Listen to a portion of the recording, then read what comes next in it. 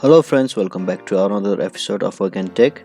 In today's video, I'm going to show you how to sign up to your WhatsApp business account on your laptop. Watch till the end and do press on subscribe button, also notification bell button to not miss any update from us. So first of all, you have to go to your WhatsApp business app. You have to click on agree and continue. You have to choose your country here. This search option will make you easy to find your country. You have to give your phone number here and click on next. You have to reassure your phone number here and click on OK. After that, WhatsApp will send you a verification code in your mobile. Then you have to type your code here.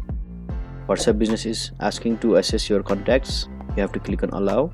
WhatsApp business is asking the access to your photos, media and files on your device. You have to click on allow. You have to click on give permission. You have to give your email ID here and click on next. We have to give our Gmail password here and click on next. A confirmation will be sent to your Gmail. It is asking to restore our data. It's written here, restore your messages and media from your Google Drive. If you don't restore now, you won't be able to restore later. So it means if you restore in this time, all your data will be restored in your WhatsApp. And if you don't, then the previous data would be lost.